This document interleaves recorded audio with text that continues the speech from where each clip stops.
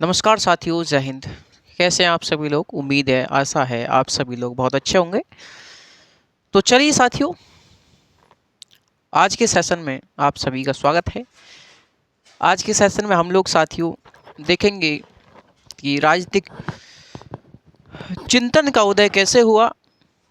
उसके बाद हम लोग पाश्चात्य राजनीतिक विचारक देखेंगे। उसके बाद हम लोग भारतीय राजनीतिक चिंतकों के बारे में बात करेंगे साथियों।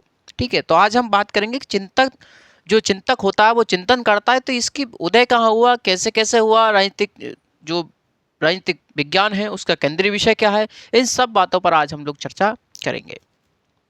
ठीक है, तो चलिए साथियों, तो राजनीतिक विचारधारा की ये अपनों की राजनीतिक विचारकों की ये अपन लोगों की श्रृंखला जो है चलेगी। तो राजनीतिक विचारकों की ये श्रृंखला चलेगी। आप लोग विश्वास बनाकर रखिए साथियों, मैं आपको कहीं भी किसी भी स्थिति में सर नहीं झुकने दूंगा। आपका इस बात का मैं वादा करता हूं साथियों, यदि आप लोग मेरे अनुसार पढ़ते रहे तब। ठीक है, तो टॉपिक डाल दें अपना राजनीतिक चिंतन। बात करें चिंतन की, तो चिंतन करता कौन है साथियों? ये जो चिंतन है, इस चिंतन को करता कौन है? तो चिंतक। चिंतन को कौन करता है? चिंतक करता है। चिंतन करना मतलब विचार विमर्श करना, विचार विमर्श करना, तर्क वितर्क के माध्यम से किसी निष्कर्ष तक पहुंचना, चिंतन। और जो साथियों जो चिंतनशील व्यक्ति होता है, जो व्यक्ति चिंतन करता है, उस व्यक्ति को कोई दबा नहीं सकता। वह व्यक्ति किसी से पीछे नहीं रह सकता। कि वह कहते ना मुंह का बलबलिया आदमी है, वो ऐसा नहीं होता। लेकिन वो जब भी बोलता है निशाने पर बोलता है। जो शांत रहता है व्यक्ति, उसे शांत न समझे, वो चिंतन कर रहा है, वो चिंतन कर रहा है। और जो चिंतनशील व्यक्ति है वो पीछे नहीं हटता साथियों, वो मौके पर वार करता है। वो ऐसी बात बोलता है कि हजारों लोगों की बातों को पीछे हटा देता है। ऐसा व्यक्ति होता है। जो चिंतनशील जो व्यक्ति है वो बहुत महान व्यक्ति है। तो चिंतन कौन करता है? चिंतक करता है। जो चिंतन करता है उसको हम लोग चिंतक बोलते हैं। समझ रहे हैं मेरी बात?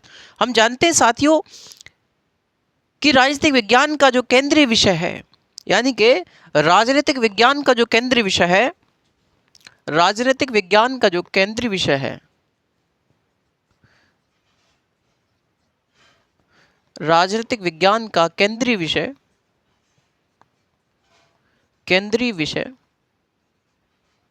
क्या है?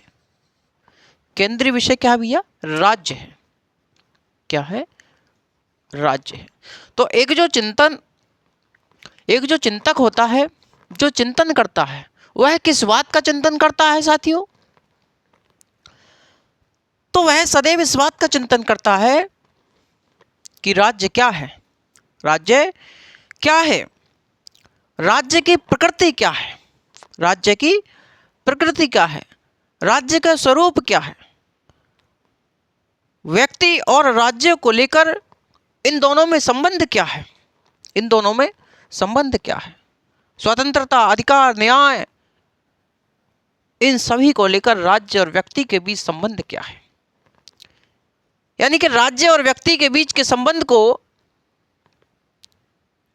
ये लोग, एक चिंतक सदैव चिंतन करता रहता है।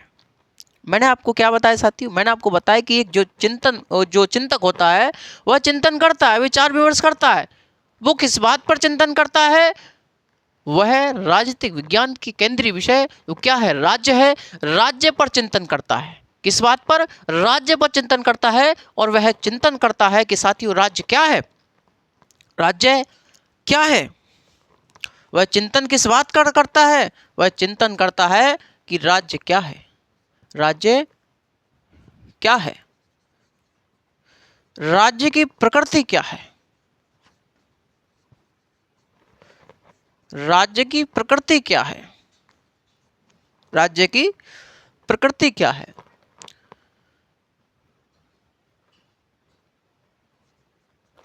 राज्य और व्यक्ति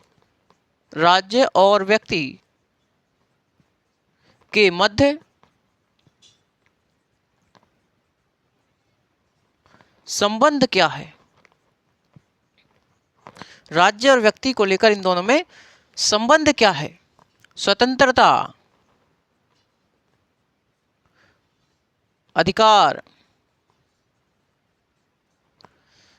न्याय,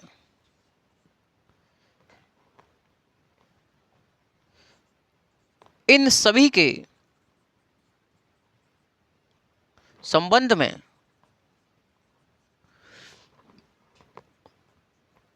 राज्य और व्यक्ति के बीच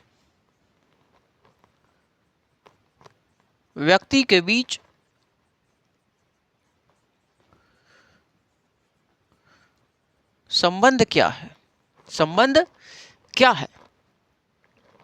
तो जो चिंतक होता है वो इस बात पर चिंतन करता है कि राज्य क्या है, राज्य की प्रकृति क्या है, राज्य और व्यक्ति के बीच संबंध क्या है, अधिकार, स्वतंत्रता, समानता, न्याय को लेकर के इसके संबंध में राज्य और व्यक्ति के बीच संबंध क्या है। तो एक चिंतक इस बात का चिंतन करता है साथियों। किन किन बातों का? इन बातों का चिंतन करता है मेरे साथी। बात यहां तक क्लियर समझ में आई कि हाँ गुरुजी बहुत बढ़िया। ये जो राजनीतिक चिंतन है, इस चिंतन का जन्म कहाँ हुआ? तो इस चिंतन का जो जन्म हुआ साथियों, इसका जो जन्म हुआ यानी कि राजनीतिक चिंतन का जन्म कहाँ भैया? यूनान में हुआ। कहाँ पर हुआ? यूनान में हुआ। और यदि इसके विकास की बात करी जाए, का विकास उतारते रहिएगा साथी। यदि इसके विकास की बात करी जाए तो विकास कहाँ हुआ? विकास यूरोप में हुआ। विकास यूरोप में हुआ। तो इसका जन्मदाता किसे कहा जाता है? तो यूनान को कहा जाता है। राजनीतिक चिंतन का जन्मदाता यूनान को कहा जाता है। भारतीयों को राजनीतिक चिंतन का जन्मदाता नहीं कहा जाता। भारतीयों को राजनीतिक चिंतन का जन्मदाता नहीं कहा जाता। क्यों साथियों? क्योंकि भारतीयों में क्रमबद्धता और वैज्ञानिकता नहीं थी। भारतीय सभी विषयों को एक साथ मिलाकर पढ़ते थे। इतिहास, अर्थशास्त्र, राजनीति शास्त्र, नीति शास्त्र, इन सभी विषयों का एक साथ अध्ययन करने का जो श्रेय जाता है वो भारतीयों को जाता है। इसका मतलब यूनानी व्यक्तियों में ये सब कुछ थी। तो यूनानी जो चिंतक थे, यूनानी जो व्यक्ति थे, उनके अंदर वैज्ञानिकता और क्रमबद्धता दोनों थी। वह अलग अलग विषय का अध्ययन किया करते थे। क्रमबद्धता उनके अंदर थी। राजनीति शास्त्र, नीति शास्त्र, अर्थशास्त्र, इतिहास, इन सभी का अलग अलग विषय के माध्यम से वो लोग चिंतन किया करते थे। बल्कि हम भारतीय साथियों सभी विषयों को एक साथ मिलाकर के चिंतन करते थे। इसका मतलब भारतीयों में क्रमबद्धता और वैज्ञानिकता का अभाव था। इसीलिए साथियों हम लोग भारतीयों को राजनीतिक चिंतन का जन्मदाता नहीं कहते। भारतीयों को राजनीतिक चिंतन का जन्मदाता नहीं कहते। समझ रहे हैं आप मेरी बात साथियों? ठीक है। तो भारतीयों में चिंतन कैसा था? सारा का सारा चिंतन कैसा था? मिला जुला चिंतन था। मिला जुला स्वरूप था चिंतन का भारतीयों में। तो उन्होंने सभी विषयों को एक साथ मिलाकर के पढ़ने का प्रयास किया, एक साथ व्यक्त करने का प्रयास किया। अगली लाइन लिखें साथियों, इसमें ही लिखें, यहां लिखें,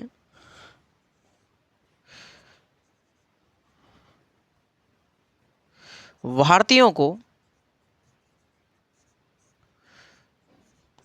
को राजनीतिक चिंतन का जन्मदाता नहीं कहा जाता, क्योंकि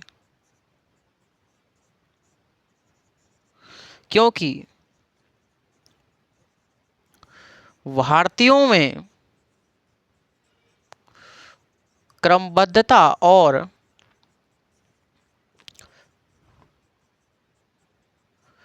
वैज्ञानिकता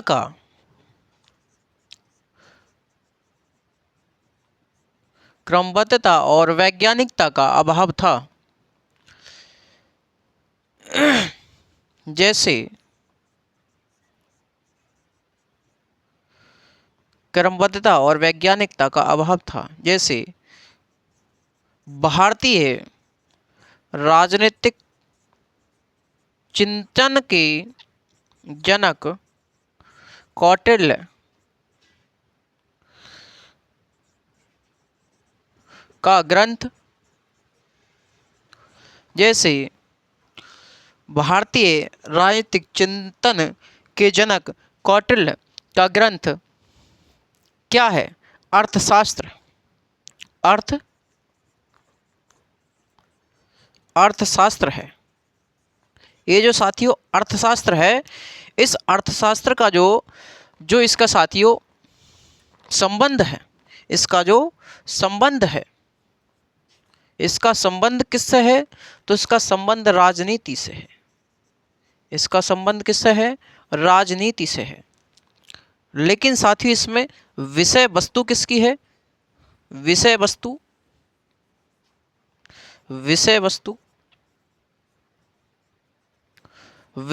किसकी है? तो इसमें जो विषय वस्तु है वो इतिहास की है। वो इसमें इतिहास की है। लेकिन यदि इसमें वर्णन की बात करी जाए तो वर्णन किस चीज का है? तो वर्णन साथियों दंड नीति का है। वर्णन दंड नीति का है।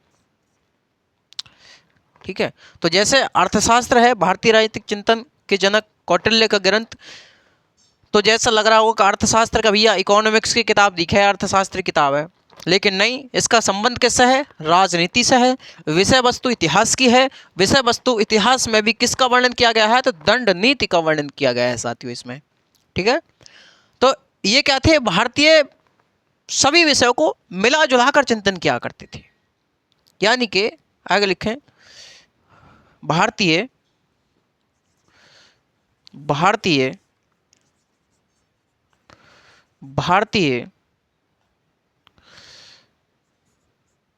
भारतीयों में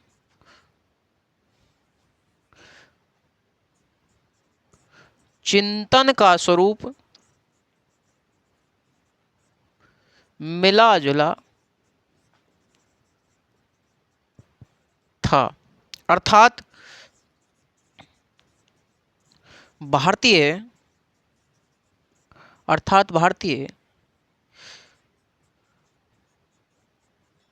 राजनीति शास्त्र, नीति शास्त्र, इतिहास,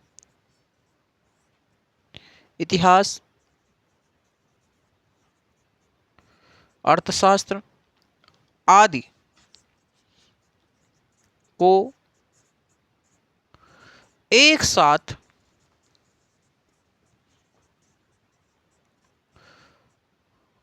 मिलाकर अध्ययन किया करते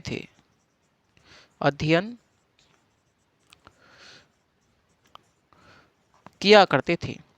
तो साथियों भारतीयों को राजनीतिक चिंतन का जन्मदाता नहीं कहा जाता, क्योंकि भारतीयों में क्या था? भारतीयों में क्रमबद्धता और वैज्ञानिकता नहीं थी। भारतीयों में समस्त चिंतन, संपूर्ण चिंतन कैसा था? मिला जुला था।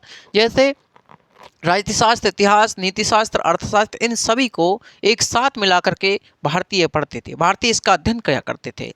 जैसे भारतीय राजनीतिक चिंतन के जनक कौटिल्य हैं, तो कौटिल्य का एक ग्रंथ है अर्थशास्त्र। अर्थशास्त्र की जो संबंध है, अर्थशास्त्र का संबंध किससे है? तो राजनीति से है। विषय वस्तु इतिहास की है और इसमें वर्णन किसका है? तो दंड नीति का है। ठीक है भैया। तो हमने आपको बताया कि एक जो चिंतक होता है वो क्या करता है? चिंतन करता है है ना भैया। और चिंतन किस पर करता है, तो राजनीतिक विज्ञान के केंद्रीय विषय में राज्य पर चिंतन करता है कि राज्य क्या है, राज्य की प्रकृति क्या है, राज्य का स्वरूप क्या है, राज्य और व्यक्ति को लेकर इन दोनों के बीच में संबंध क्या है। ये जो चिंतन होता है साथियों, चिंतन समयबद्ध होता है। चिंतन कैसा होता है, चिंतन समयबद्ध होता है। अर्थात समय बदल जाने पर, अर्थात समय बदल जाने पर चिंतन का स्वरूप भी बदल जाता है। समय बदल जाने पर चिंतन का स्वरूप भी बदल जाता है। अनेक चिंतकों ने अपने अलग अलग समय में अपना चिंतन किया है, लेकिन इन सभी के चिंतन में हमको कहीं ना कहीं अंतर देखने को मिलता है, क्योंकि समय बदलता गया। जब समय बदलता गया तो राज्य का स्वरूप भी बदलता गया, और जब राज्य का स्वरूप, राज्य की प्रकृति बदलती गई, राज्य बदलता गया, तो भाई साहब उसमें राजनीति और चिंतन भी बदलता चला गया। समझ रहे हैं आप मेरी बात। तो चिंतन क्या होता है, चिंतन समयबद्ध होता है, समयबद्ध होता है। समय बदलने पर चिंतन का स्वरूप भी बदल जाता है। लिख लीजिए आगे, चिंतन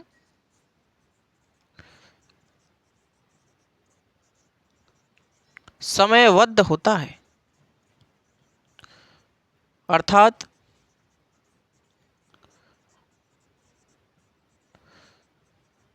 समय बदल जाने पर चिंतन का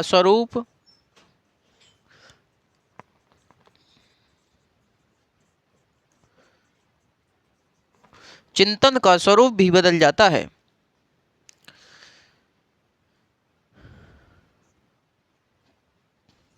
प्राय सभी चिंतकों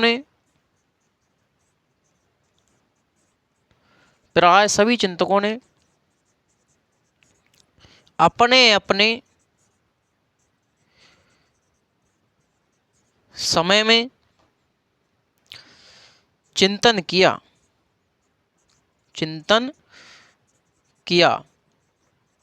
और इनके चिंतन के स्वरूप में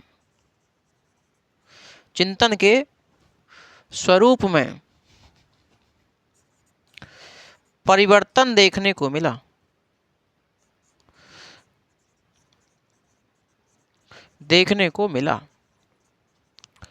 तो इन सभी के चिंतन में क्या देखने को मिला, परिवर्तन मिला। क्योंकि जैसे जैसे समय बदलता गया, वैसे वैसे हमारा चिंतन भी बदलता चला गया।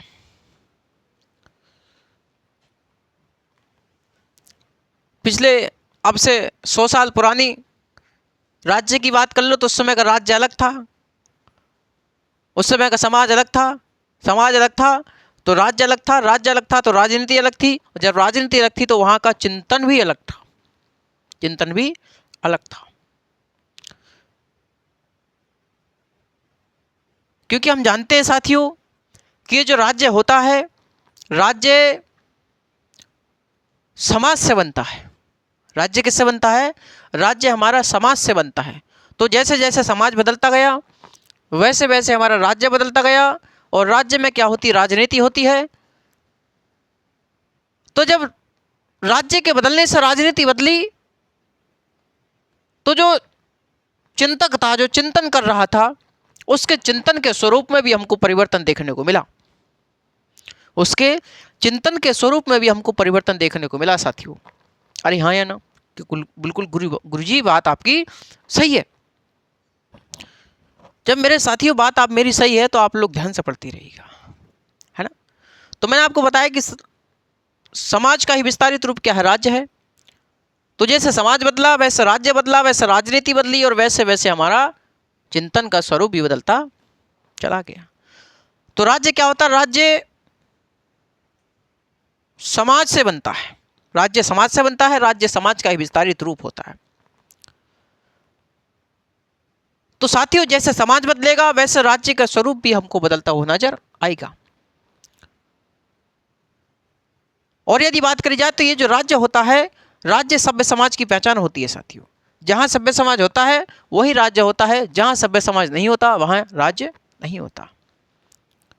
बात करें साथियों किस राज्य, ये जो राज्य है जो समाज से बना, जो समाज से बना राज्य,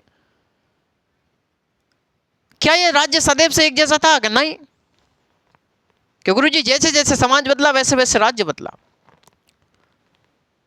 तो कहीं ना कहीं राज्य का एक विकास क्रम होगा, राज्य का एक विकास क्रम होगा कि हाँ गुरु जी सही बात है। तो राज्य का एक विकास क्रम है। तो शुरुआत में कबीला राज्य था, शुरुआत में कबीला राज्य था, उसके बाद पूर्वी राज्य प्राच्य साम्राज्य आया, यूनानी नगर राज्य आया, रोमन साम्राज्य आया, सामंती राज्य आया, राष्ट्र राज्य आया। ये क्या है? ये इसका विकास क्रम है साथियों, ये इसका विकास क्रम है। तो चलिए बात कर लेते हैं मेरे साथी। यहां तक आपको बात क्लियर समझ में आई होगी कि भैया चिंतन क्या होता है, समयबद्ध होता है, समय बदल जाने पर चिंतन भी बदल जाता है, समय बदल जाने पर चिंतन भी बदल जाता है। सभी चिंतकों ने अपने अपने समय में चिंतन किया और इन सभी के चिंतन के स्वरूप में क्या हमको परिवर्तन देखने को मिला है साथियों। हम जानते हैं कि राज्य जो होता है, राज्य साथियों, राज्य समाज से बनता है, राज्य समाज से बनता है, नहीं समाज का विस्तारित रूप भी क्या है? राज्य है। आगे लिखिएगा, इसे मिटा दे रहा हूं मैं, ठीक है, स्क्रीनशॉट ले लें आप लोग इसका, उसके बाद बात करते हैं हम लोग, ठीक। चलिए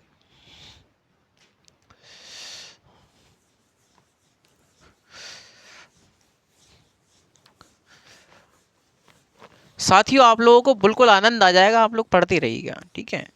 जहाँ भी आपको समस्या है, जो भी आपको टॉपिक नहीं समझ में आता है, मैं आपके साथ साथ चल रहा हूँ, आप लोग मेरे साथ साथ चलें।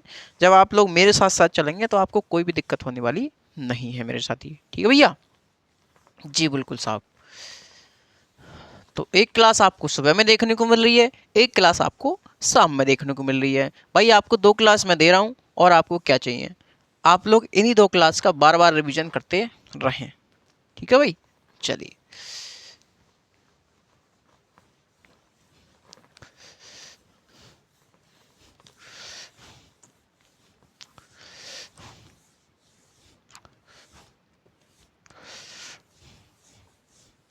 चलिए, तो लिखें भाई,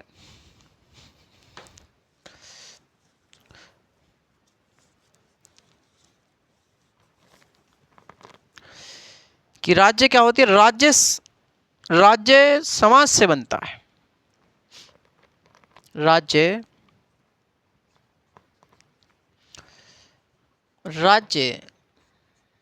समाज से बनता है, समाज से बनता है, अर्थात समाज जैसे जैसे परिवर्तित होता है वैसे वैसे राज्य के स्वरूप में भी परिवर्तन देखने को मिलता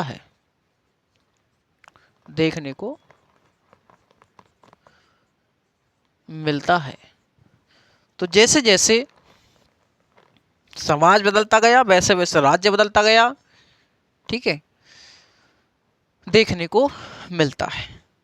अगर देखें राज्य का विकास क्रम, तो राज्य का विकास कैसे हुआ? विकास क्रम निम्नलिखित है या निम्नवत है, जैसे भी आप लोग लिखना चाहें। तो हम जानते हैं साथियों कि शुरुआत में क्या था? शुरुआत में कबीला राज्य था। शुरुआत में कैसा था? शुरुआत में मेरे साथी कबीला राज्य था। हम लोग देखते हैं कि कुछ लोग कबीले टाइप के आते हैं, 10-5 दिन 20 दिन रहते हैं, उसके बाद अब वो जो है अपने रास्ते चले जाते हैं, है ना। जैसे ग्रामीण क्षेत्र में हम लोग देखते होंगे कि जो कलाबाज होते हैं, जिन्हें हम लोग गांव में नट बोलते हैं, वो लोग आते हैं 10 दिन 20 दिन 10-20 दिन, जो भी 1 महीना 2 महीना रहते हैं, उसके बाद वो लोग अपने चले जाते हैं, दूसरे गांव में रहते हैं, दूसरी जगह रहते हैं, दूसरे शहर में, दूसरे पंचायत में रहते हैं। ठीक है साहब, कोई दिक्कत नहीं। तो राज्य का भी स्वरूप कुछ ऐसा ही था शुरुआत में राज्य का ही स्वरूप कुछ ऐसा ही था, है ना। उसके बाद साथियों क्या हुआ कि नदी घाटी के किनारे सभ्यताओं का विकास हुआ। जैसे ही नदी घाटी के किनारे सभ्यताओं का विकास हुआ, नदी घाटी के किनारे सभ्यताओं का विकास हुआ, तो कौन सा आया? तो पूर्वी राज्य या प्राच्य साम्राज्य अस्तित्व में आया। कहां पर? नदी घाटी के किनारे,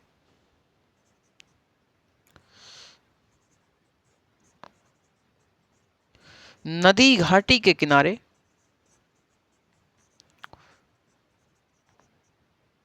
सभ्यताओं का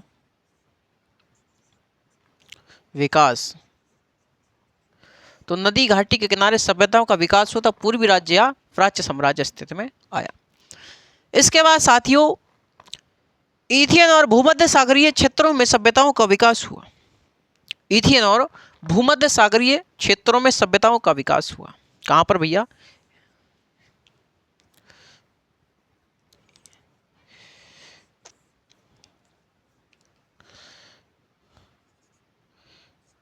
इथियन और भूमध्य सागरीय क्षेत्रों में सभ्यताओं का विकास हुआ। तो कौन सा राज्य अस्तित्व में आया? तो हमारा यूनानी नगर राज्य अस्तित्व में आया। कौन सा भैया? यूनानी नगर राज्य। तो अपना यूनानी नगर राज्य अस्तित्व में आया। इसी यूनानी नगर राज्य में राजनीति का उदय हुआ। इसी यूनानी नगर राज्य में क्या हुआ? हम जानते कि साथियों राजनीति का उदय हुआ। राजनीति का उदय हुआ। इसी यूनानी नगर राज्य में राजनीतिक चिंतन का उदय हुआ। राजनीतिक चिंतन का उदय हुआ। यहीं पर इन दोनों का जन्म हुआ। यहीं पर राजनीति का उदय हुआ, राजनीतिक चिंतन का भी यहीं पर जन्म हुआ साथियों। कहां पर? यूनानी नगर राज्य में। ठीक है। इसके बाद यूनानी नगर राज्य के बाद कौन सा अस्तित्व में आया? तो रोमन साम्राज्य अस्तित्व में आया। कौन सा भैया? रोमन साम्राज्य। रोमन साम्राज्य अस्तित्व में आया।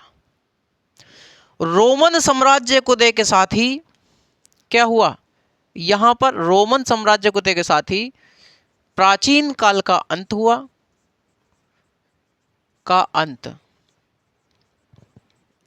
और मध्यकाल की शुरुआत हुई। मध्यकाल की शुरुआत हुई साथियों। ये जो प्राचीन काल चला, प्राचीन काल जो चला वो 0 शताब्दी से लेकर और 6वीं शताब्दी तक, ये जो है 6वीं शताब्दी तक प्राचीन काल चला। और 6वीं शताब्दी से लेकर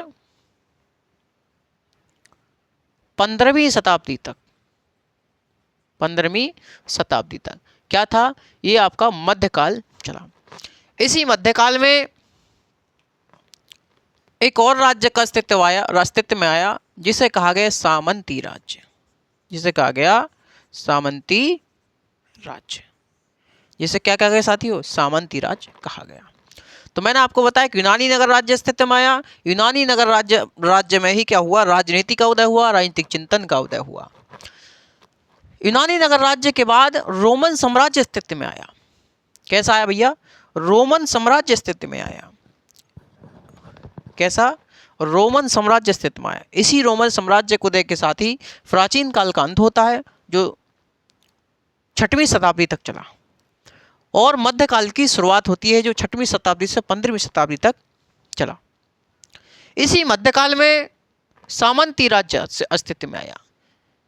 ये जो मध्यकाल था साथियों, जो 6वीं शताब्दी से 15वीं शताब्दी तक चला, इस मध्यकाल में हम जानते हैं साथियों कि यहाँ पर क्या था, यहाँ पर धर्म का बोलबाला था। धर्म का बोलबाला था। धर्म का बोलबाला था। विशेषाधिकारों का प्रचलन था।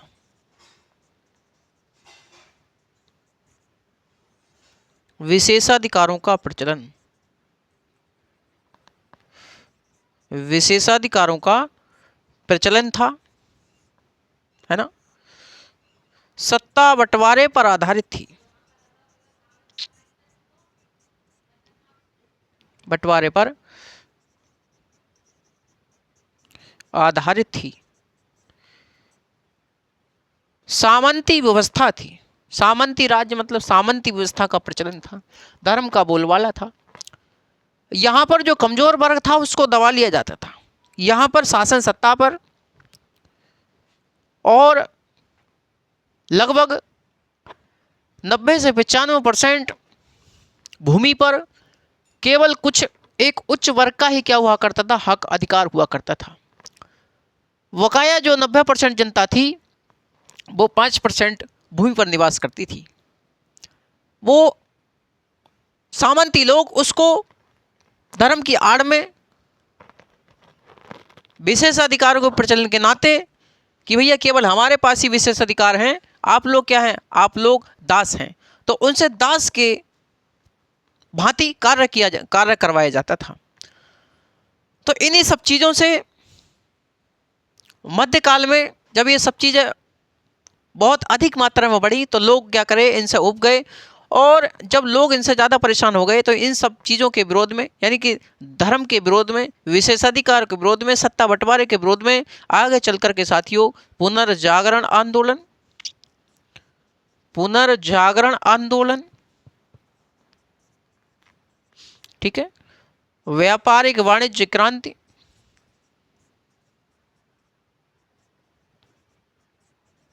क्रांति, धर्म सुधार आंदोलन,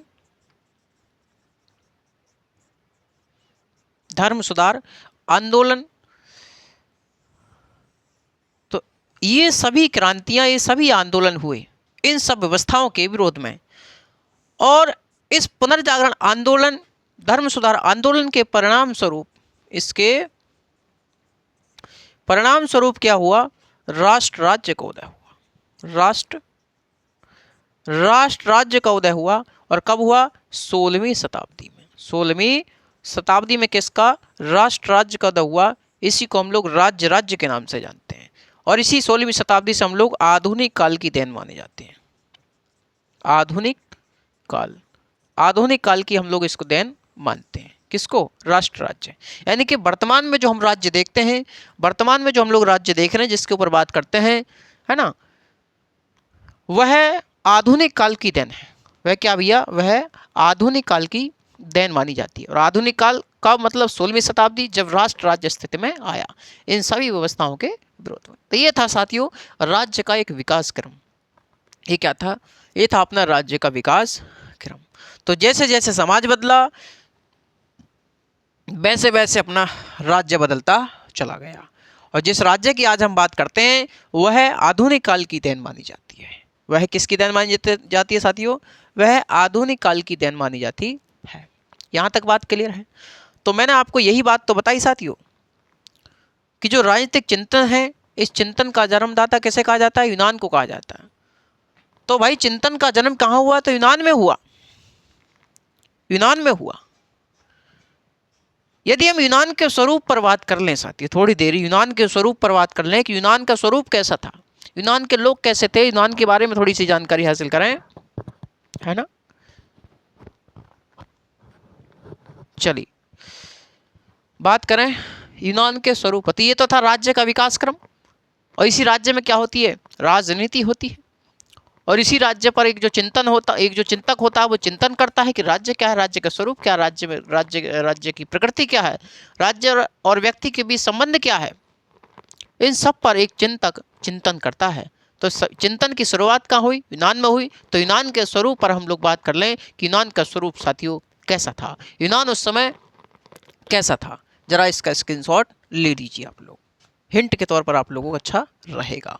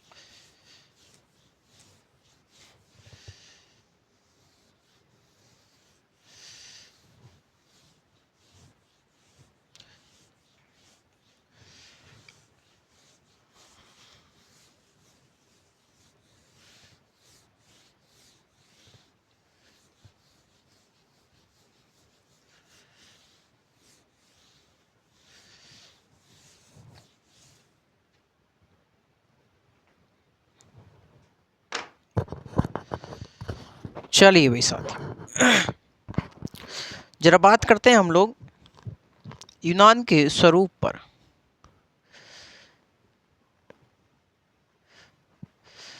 तो क्या गुरुजी यूनान का स्वरूप कैसा था, यूनान कैसा था उस समय का, चलिए देखते हैं साथियों। एक डायग्राम बना रहा हूँ, डायग्राम अलग मैं लिख भी दूंगा, एक तरफ डायग्राम बना दूंगा। तो चलिए मैं जो है आप लोगों को एक तरफ डायग्राम बना रहा हूँ और एक तरफ मैं आपको इसमें लिख दूंगा, ठीक है। चलिए भाई साथियों,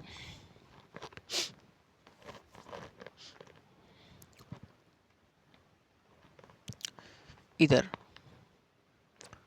टॉपिक डालिए यूनान का स्वरूप, यूनान का स्वरूप।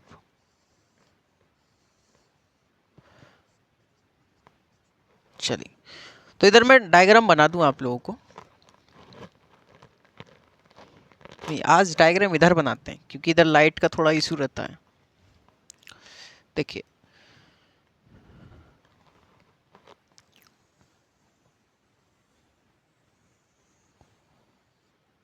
जो यूनान था, यूनान साथियों छोटे छोटे टुकड़ों में बटा हुआ था। यूनान उस समय छोटे छोटे टुकड़ों में बटा हुआ था, जिसे हम लोग नगर राज्य कहते हैं। जैसे हम लोगों ने नगर राज्य कहा, या जिसे सिटी स्टेट कहा जाता था, जिसे नगर राज्य कहा जाता था।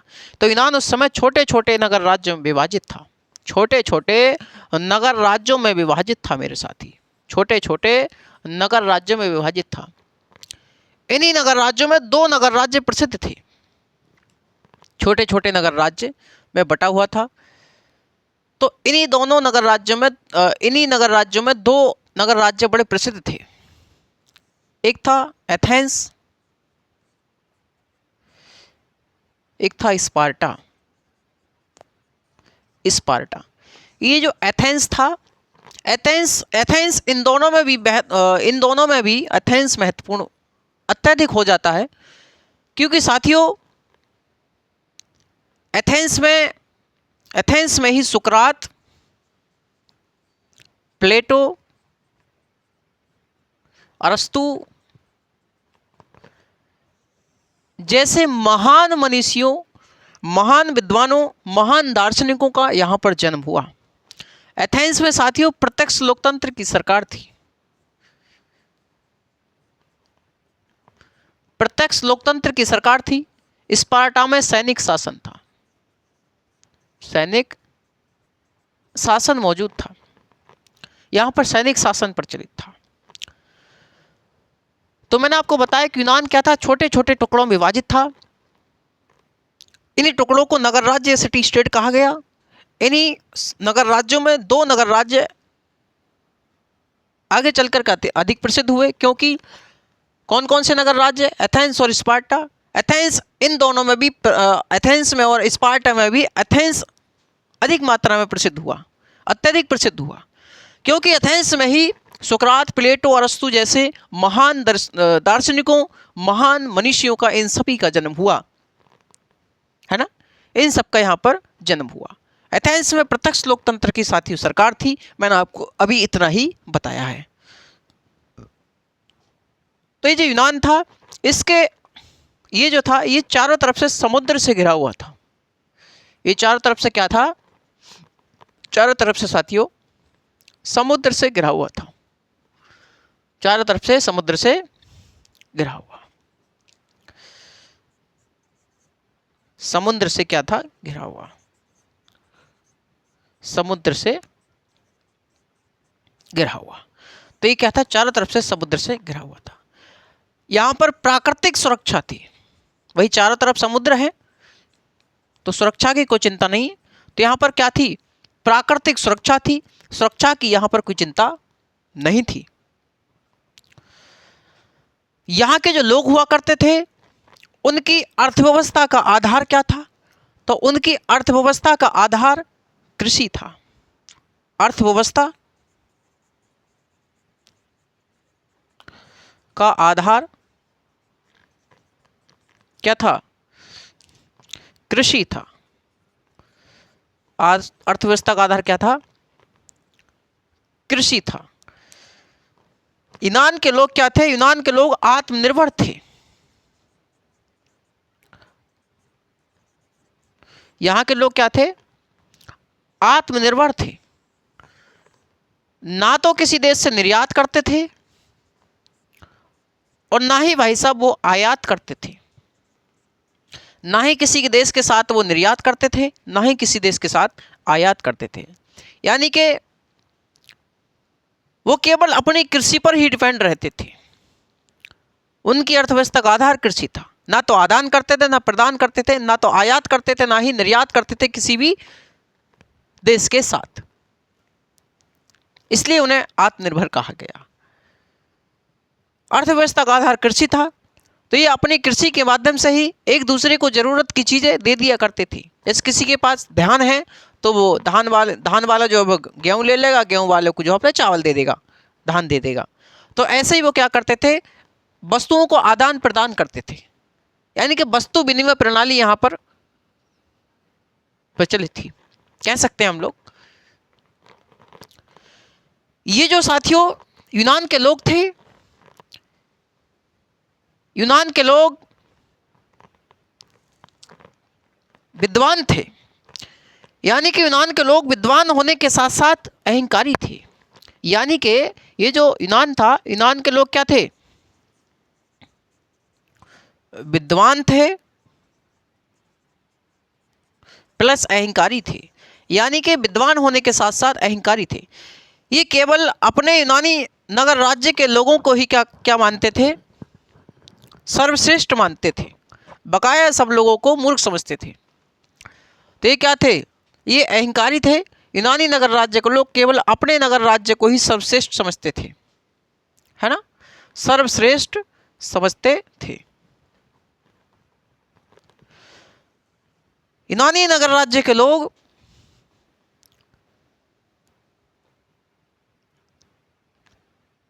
राज्य को इतना महत्व देते थे कि वह व्यक्ति को राज्य में विलीन मानते थे।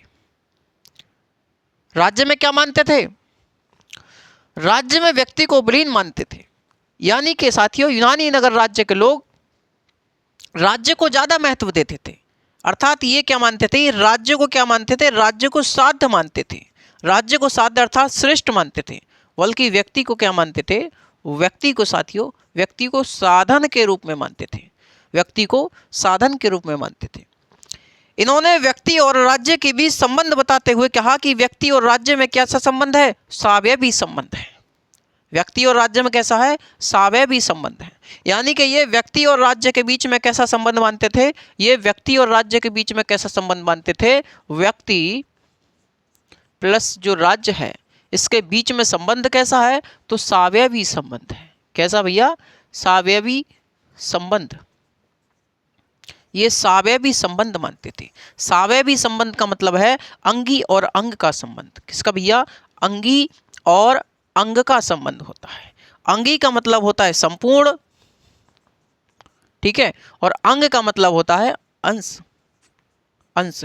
यानी कि यूनानी नगर राज्य के लोग राज्य को क्या मानते थे, राज्य को संपूर्ण मानते थे, यानी अंगी मानते थे, और अंश किसे मानते थे, तो व्यक्ति को मानते थे। किसको मानते थे भैया, व्यक्ति को मानते थे। यानी कि ये सावयवी संबंध विश्वास किया इन लोगों ने राज्य और व्यक्ति के संबंध को लेकर। तो राज्य को क्या मानते, संपूर्ण मानते थे, व्यक्ति को उसका अंश मानते थे। ये राज्य को इतना महत्व देते थे कि व्यक्ति को राज्य में विलीन मानते थे। ये कहते थे, यूनानी नगर राज्य के लोग कहते थे कि भैया जो व्यक्ति है, व्यक्ति राज्य से अलग या राज्य के विरुद्ध इसका कोई अस्तित्व नहीं है। यानी कि व्यक्ति का राज्य से अलग या राज्य के विरुद्ध में क्या है, कोई भी इसका महत्व नहीं है। व्यक्ति राज्य में रहकर ही अपने आदर्शों, अपने अधिकारों, अपनी स्वतंत्रता को प्राप्ति कर सकता है, अन्यथा इसके विरुद्ध या इससे अलग व्यक्ति का कोई अस्तित्व नहीं है। ये इतना महत्व देते थे व्यक्ति को, इतना महत्व देते थे व्यक्ति को, है ना।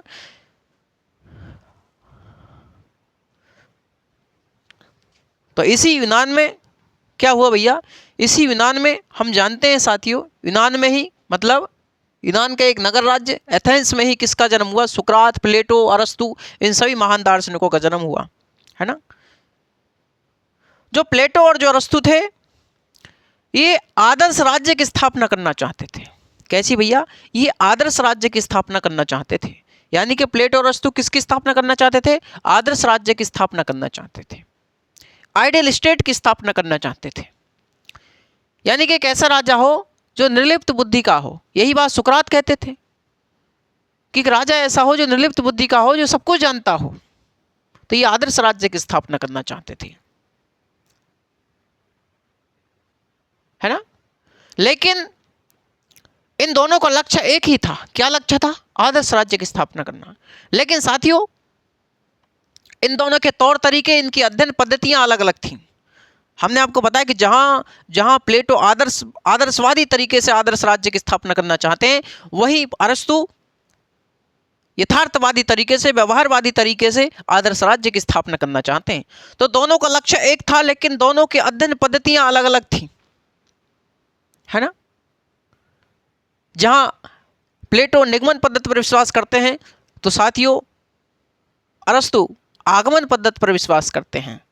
तो दोनों की अध्ययन पद्धतियां अलग अलग थीं, बल्कि लक्ष्य क्या था, एक ही था, आदर्श राज्य की स्थापना करना। तो ये इसी यूनानी नगर राज्य में प्लेटो, अरस्तु, सुकरात, इन जैसे महान दार्शनिकों का जन्म हुआ, जिनका लक्ष्य था एक आदर्श राज्य की स्थापना करना। तो साथियों ये क्या था, ये हमारा यूनान का क्या था, स्वरूप था। ये स्वरूप कैसा था, चलिए देखते हैं एक बार पुनः मैं आपको बता दूं, उसके बाद मैं आपको इसमें लिखवा दूंगा। मैंने आपको बताया कि भैया यूनान क्या था, यूनान छोटे छोटे नगर राज्य में बटा हुआ था। इन्हीं छोटे छोटे नगर राज्यों क्या कहा गया, इन्हीं छोटे छोटे टुकड़ों को नगर राज्य कहा गया, सिटी स्टेट कहा गया। तो जब छोटे छोटे टुकड़ों में बटा हुआ था, ये छोटे छोटे टुकड़े क्या कहलाए, नगर राज्य कहलाए। इन्हीं नगर राज्य में दो सबसे महत्वपूर्ण नगर राज्य स्थापित हुए। सबसे पहला एथेंस आया, दूसरा स्पार्टा आया। इसी एथेंस में साथियों सुकरात, प्लेटो, अरस्तु जैसे महान दार्शनिकों का जन्म हुआ, इसलिए ये ज़्यादा महत्वपूर्ण हो जाता है। वहीं स्पार्टा में सैनिक शासन मौजूद था। ये जो यूनान था, यूनान चारों तरफ से साथियों समुद्र से घिरा हुआ था, समुद्र से घिरा हुआ था। इसमें क्या थी? प्राकृतिक सुरक्षा थी। इसमें सुरक्षा की कोई चिंता नहीं थी, बल्कि क्या थी? प्राकृतिक सुरक्षा थी, सुरक्षा की कोई चिंता नहीं थी। चारों तरफ से समुद्र से घिरा हुआ था, है ना। यूनानी नगर राज्य के लोगों का अर्थव्यवस्था का आधार कृषि था। तो ये क्या करते थे? कृषि करते थे। ये व्यक्ति क्या थे? आत्मनिर्भर थे। ना तो किसी देश के साथ आयात करते थे, ना ही किसी देश के साथ निर्यात करते थे। समझ रहे हैं आप मेरी बात? यूनानी नगर राज्य के लोग विद्वान तो थे ही, विद्वान तो थे ही, विद्वान के साथ साथ ये लोग क्या थे? अहंकारी थे। ये लोग केवल अपने ही यूनानी नगर राज्य के लोगों को ही श्रेष्ठ समझते थे, बगाए सबको मूर्ख समझते थे भाई साहब। तो कहते थे कि हमारे यूनानी नगर राज्य के लोग ही क्या है? श्रेष्ठ हैं, हम ही विद्वान हैं और तो कोई कुछ है ही ना। तो यूनानी नगर राज्य के लोग विद्वान के साथ साथ अहंकारी भी थे साथियों, है ना। इतनी बात आपको समझ में आई। तो ये क्या थे? आत्मनिर्भर थे, ना निर्यात करते थे ना ही आयात करते थे। यूनानी नगर राज्य के लोग राज्य को अधिक महत्व देते थे। किसको भैया? राज्य को इन्होंने अधिक महत्व दिया, इसलिए इन्होंने राज्य को साध्य तथा व्यक्ति को साधन के रूप में स्वीकार किया। ये राज्य को इतना महत्व देते थे कि इन्होंने राज्य और व्यक्ति के बीच संबंध बताते हुए कहा कि राज्य और व्यक्ति के बीच में कैसा संबंध है भाई साहब? इन दोनों में जो संबंध है वो सावयवी संबंध है। यानी कि राज्य और व्यक्ति के बीच कैसा संबंध है? सावयवी संबंध है। और सावयवी संबंध मतलब अंगी और अंग का संबंध होता है। कैसा संबंध? सावयवी संबंध मतलब अंगी और अंग का संबंध होता है। अंगी का मतलब होता है संपूर्ण और अंग का मतलब होता है अंश। यानी कि ये यूनानी नगर राज्य के लोग राज्य को संपूर्ण मानते थे और व्यक्ति को उसका अंश मानते थे। ये राज्य को इतना महत्व देते थे कि व्यक्ति को इसमें विलीन मानते थे। ये कहते थे कि व्यक्ति राज्य से अलग उसका कोई अस्तित्व नहीं है, जो भी कुछ है वह राज्य में है तब तक ही उसका अस्तित्व है, राज्य से अलग या राज्य के विरुद्ध उसका कोई अस्तित्व नहीं है। कौन कहते थे? तो यूनानी नगर राज्य के लोग कहते थे। इसी यूनानी नगर राज्य में साथियों हम जानते हैं कि यूनानी नगर राज्य के एक हिस्से, एक नगर राज्य एथेंस में सुकरात, प्लेटो, अरस्तु, इन तमाम महान दार्शनिकों का जन्म हुआ, जिनका लक्ष्य एक ही था। क्या था? जिनका लक्ष्य था साथियों एक नगर राज्य, एक आदर्श राज्य की स्थापना करना। क्या था? एक आदर्श राज्य की स्थापना करना इनका क्या था? लक्ष्य था। बल्कि मैंने आपको बताया कि प्लेटो और अरस्तु जो थे लक्ष्य एक ही था, आदर्श राज्य की स्थापना करना, लेकिन दोनों के तौर तरीके, अध्ययन पद्धतियां अलग अलग थीं। जहां मैंने आपको बताया कि प्लेटो आदर्शवादी तरीके से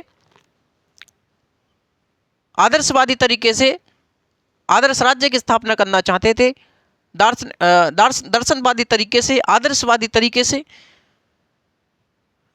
आदर्श राज्य की स्थापना करना चाहते थे, निगमन पद्धति में विश्वास कर। वही जो अरस्तु थे हमारे, वो आगमन पद्धति पर विश्वास करके साथियों यथार्थवाद का सहारा लेते हुए आदर्श राज्य की स्थापना करना चाहते थे। तो दोनों का लक्ष्य एक था, लेकिन दोनों के तौर तरीके, अध्ययन करने की पद्धतियां अलग अलग थीं। तो भाई साहब यूनानी नगर राज्य का ये था, क्या था? आपका स्वरूप था। जरा लिख लीजिएगा, इसमें लिख लें आप लोग, थ्योरी टाइप में यदि आप लिखना चाहें तो भाई साहब लिख सकते हैं। ठीक है भैया, चलिए लिख सकते हैं मेरे साथी, लिखें जरा।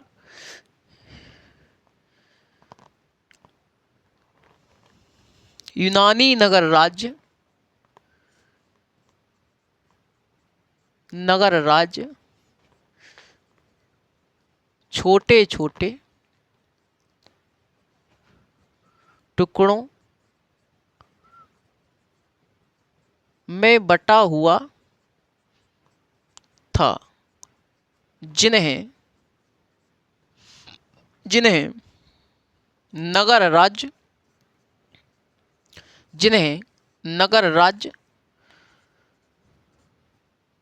कहा गया। नगर राज्य कहा गया।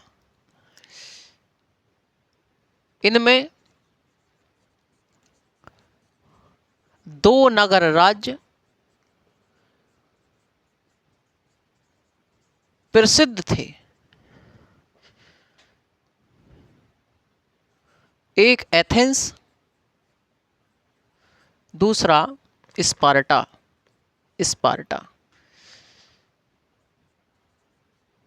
एथेंस में ही सुकरात, प्लेटो, अरस्तु जैसे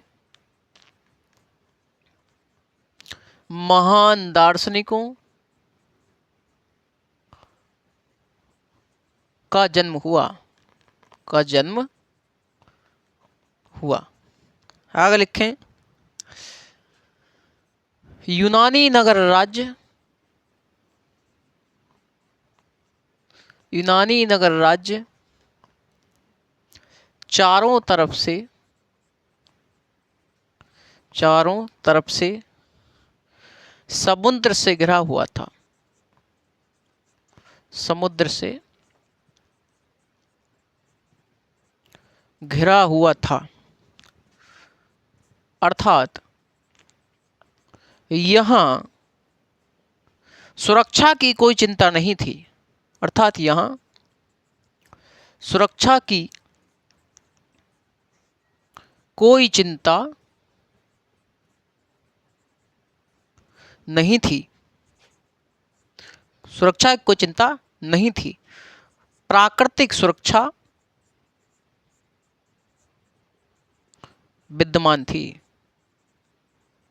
विद्यमान थी, प्राकृतिक सुरक्षा विद्यमान थी। यहां के लोगों की अर्थव्यवस्था का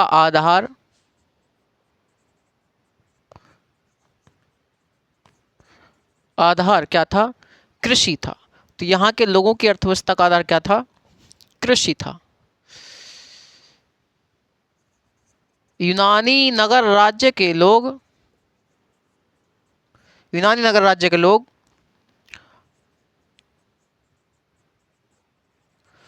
आत्मनिर्भर थे। ये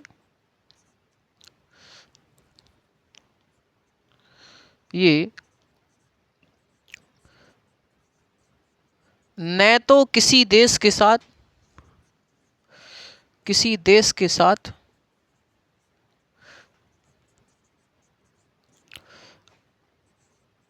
आयात करते थे, न ही निर्यात। ना तो किसी देश के साथ आयात करते थे, ना ही भाई साहब ये निर्यात करते थे। यूनानी नगर राज्य के लोग विद्वान के साथ साथ अहंकारी थे,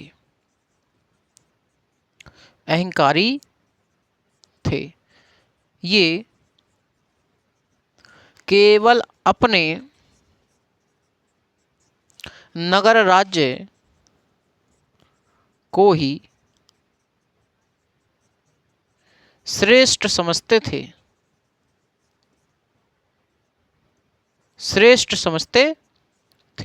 तो ये केवल अपने यूनानी नगर राज्य को ही क्या समझते थे? श्रेष्ठ समझते थे।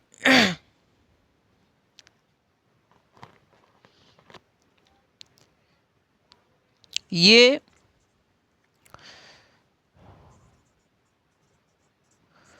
व्यक्ति को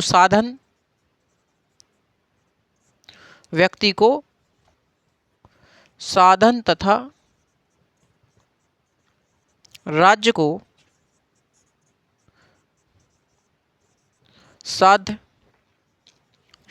साध्य के रूप में मानते थे।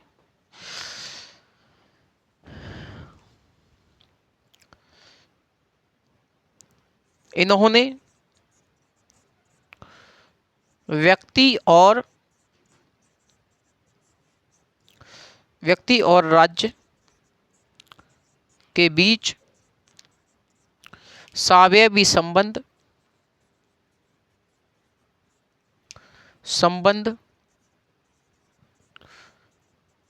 बताया और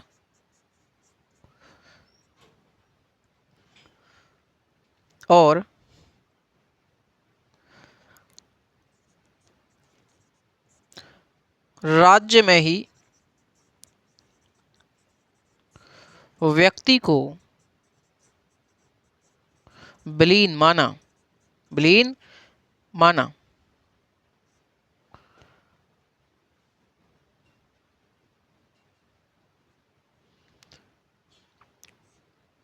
तो इन्होंने राज्य में ही क्या माना? व्यक्ति को विलीन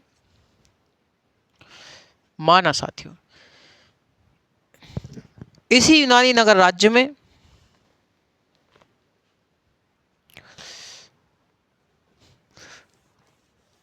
क्या लिखें? इसी यूनानी नगर राज्य में प्लेटो, सुकरात आदि दार्शनिकों का जन्म हुआ।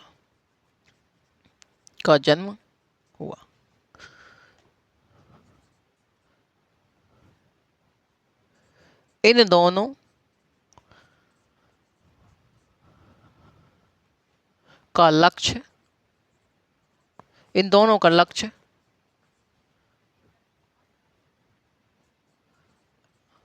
एक ही था, वह आदर्श राज्य की स्थापना करना था। तो इन दोनों का लक्ष्य क्या था? एक ही था। वो क्या था? आदर्श राज्य की स्थापना करना। लेकिन दोनों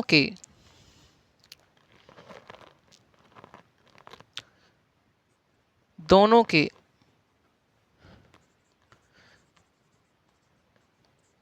अध्ययन की पद्धतियां अलग अलग थी।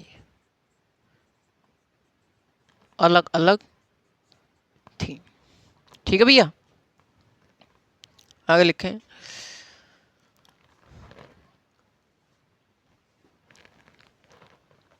जहां प्लेटो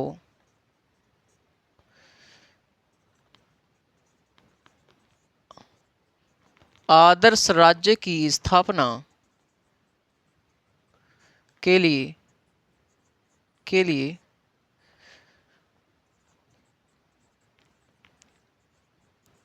आदर्शवादी तरीके तथा निगमन पद्धति का प्रयोग करते थे।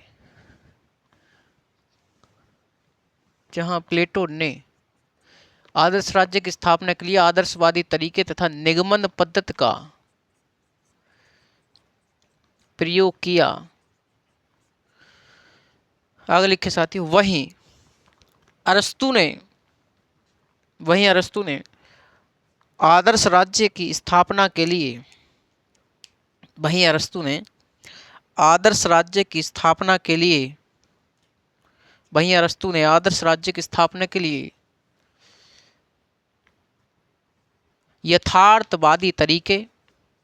यथार्थवाद का सहारा लिया। लिखें, यथार्थवाद का सहारा लिया तथा आगमन पद्धति पर विश्वास किया। यथार्थवाद का सहारा लिया तथा आगमन पद्धति पर विश्वास किया। तो साथियों, इसका स्क्रीनशॉट आप लोग ले सकते हैं। तो इसके बाद कौन सा आता है कि भैया हमने चिंतन के बारे में बात कर ली। चिंतन का उदय कहाँ हुआ, कैसे कैसे हुआ, यूनान के स्वरूप पर बात कर ली। चिंतन का होता है समयबद्ध होता है। चिंतन का होता है राज्य में होता है, राज्य पर चिंतन करता है एक जो चिंतक होता है ना। तो इन सब बातों पर चर्चा हुई। ठीक है भैया। उसके बाद हमारे यूनान के स्वरूप पर बात हुई। डायरेक्ट अब हम लोगों का चैप्टर जो आता है हम लोगों का, वो प्लेटो आता है। लेकिन प्लेटो से पहले भी विचारक थे। प्लेटो से पहले प्लेटो के गुरु सुकरात थे। और सुकरात से भी पहले का थे, सुकरात से भी पहले साथियों सोफिस्ट हुआ करते थे। तो प्लेटो के पूर्व के चिंतन की यदि हम बात करें तो टॉपिक डालेगा अपना, आप क्या पढ़ेगा, प्लेटो के पूर्व का चिंतन।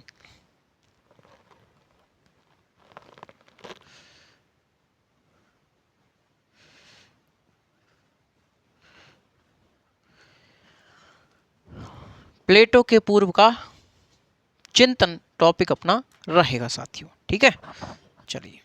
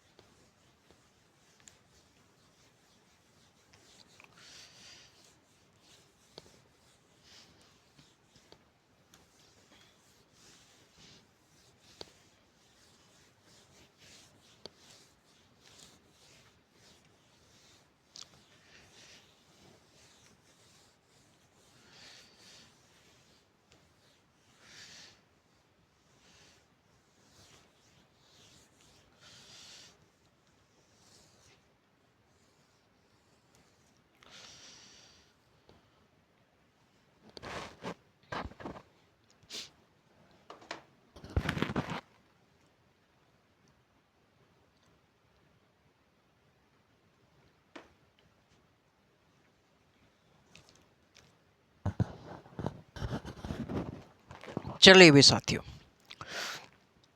क्या टॉपिक है, प्लेटो के पूर्व का चिंतन। प्लेटो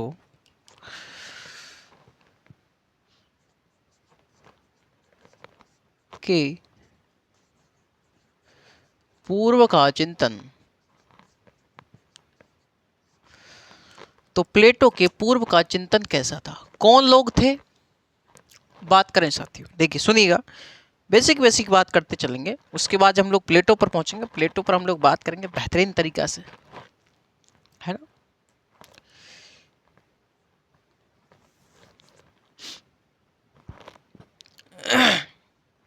चलिए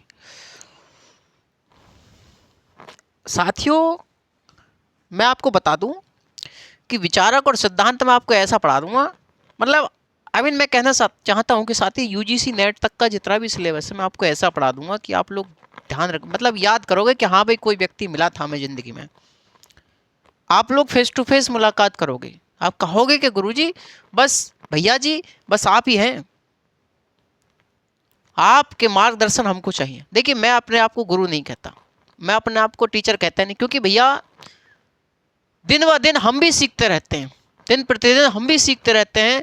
देखिए कोई भी व्यक्ति अपने आप को सर्वज्ञानी ना समझे, क्योंकि हमें जो ज्ञान प्राप्त होता है सुकरात के अनुसार, हमें ज्ञान जो प्राप्त होता है वो सापेक्ष ज्ञान प्राप्त होता है, जो कि अस्थायी होता है और अपूर्ण ज्ञान होता है। समझ रहे हैं आप मेरी बात। तो मानव को प्राप्त जो ज्ञान जो होता है वो अपूर्ण होता है, कि हो सकता है मुझसे भी ज्यादा अच्छे पढ़ाने वाले हों, मुझसे भी ज्यादा ज्ञानवान व्यक्ति हों, लेकिन हाँ मेरे पास जो भी है, जो भी कुछ है साथियों, आप लोगों को बेहतर ढंग से मैं आपको देने का प्रयास करूंगा। और क्वेश्चन पूरी पूरी कोशिश करूंगा कि क्वेश्चन ज्यादातर फंसे। और साथियों जितने भी मैंने एग्जाम देखे हैं, दिए हैं, जो बच्चे पढ़े हैं साथी मेरे मुझसे, वो कहते हैं कि गुरुजी बस जैसा पढ़ाते हैं आप लोग वैसा पढ़ाते जाइए, कोई चिंता वाली बात नहीं है, एक वे क्वेश्चन फंसता है। क्योंकि साथियों इससे बाहर क्वेश्चन नहीं जाने का है। जो मैं आपको कंटेंट देता हूँ, ये कंटेंट साथियों आपको कई कई हजार रुपए में मिलेगा, कई कई हजार रुपए में मिलेगा, ये बात इस बात की गारंटी है। यदि आप देखना चाहें तो तुलना करके देख लीजिएगा किसी भी कोचिंग से, आप लोग समझे। जो मैं आपको फ्री ऑफ कॉस्ट दे रहा हूँ, ये उन लोगों के लिए है जिन लोगों में आर्थिक सामर्थ्यता नहीं है, आर्थिक क्षमता नहीं है, वो मेरे जैसे गरीब परिवार से लोग आते हैं, ठीक है, जो किसी कारणवश सामाजिक व्यवस्था के चलते या आर्थिक व्यवस्था के चलते जो लोग पिछड़ गए, उन जैसे लोगों के लिए हम लोग तत्पर तैयार हैं। तो चलिए साथियों, प्लेटो के पूर्व के चिंतन की बात करें। प्लेटो से पूर्व साथियों सोफिस्ट विचारधारा प्रचलित थी। कौन सी भैया? सोफिस्ट विचारधारा।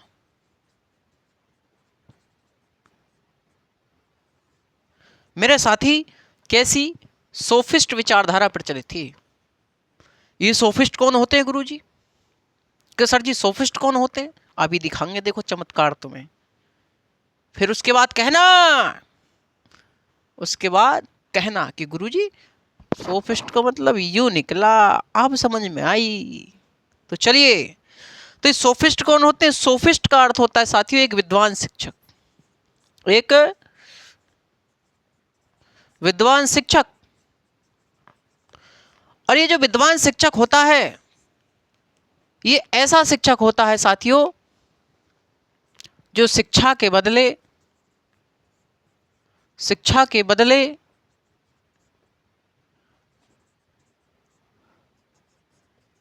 धन लेता है। यानी कि साथियों, जो सोफिस्ट हुआ करते थे, जो सोफिस्ट विद्वान हुआ करते थे, ये क्या थे? एक महान शिक्षक थे। महान जो शिक्षक हुआ करते, जो शिक्षा देते थे, वो शिक्षा के बदले क्या लेते थे? धन लेते थे। तो क्या कहलाते थे? ये सोफिस्ट कहलाते थे। तो यही विचारधारा प्रचलित थी। ये एक शिक्षक हुआ करते थे विद्वान, जो कि शिक्षा देने के साथ साथ उनसे व्यक्ति से क्या लेते थे? धन लेते थे अपने विद्यार्थियों से। तो आजकल के जो शिक्षक है वो कहाँ है भाई साहब? वो सोफिस्ट की श्रेणी में आते हैं।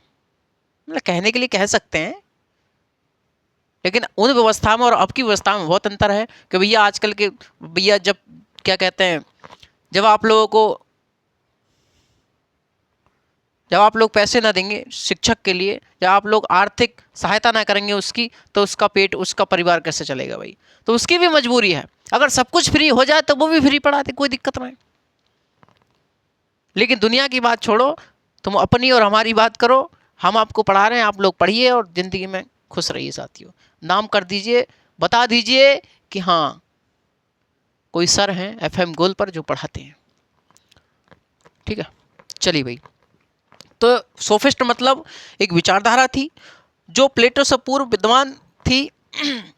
सोफिस्ट कौन थे? सोफिस्ट साथियों एक विद्वान शिक्षक, जो ऐसे विद्वान शिक्षक थे जो साथियों शिक्षा तो देते थे, लेकिन शिक्षा के बदले में क्या लेते थे? धन लेते थे। क्या लेते थे भैया? धन लेते थे। ये जो सोफिस्ट थे, ये जो साथियों सोफिस्ट थे, ये मानवतावादी थे। लिखते चलें, मानवतावादी थे। ये व्यक्तिवादी थे।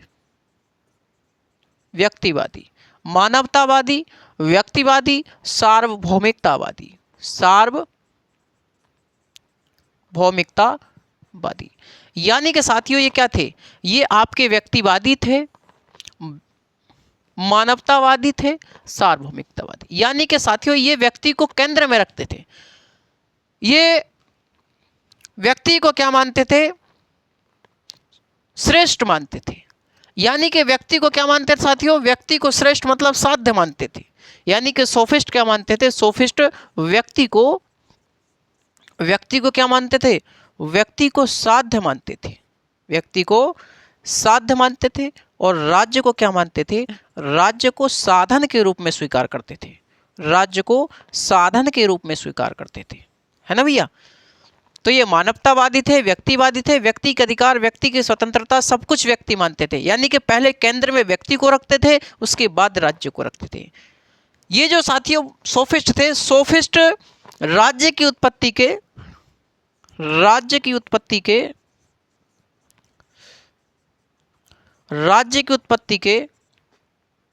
सामाजिक समझौते के सिद्धांत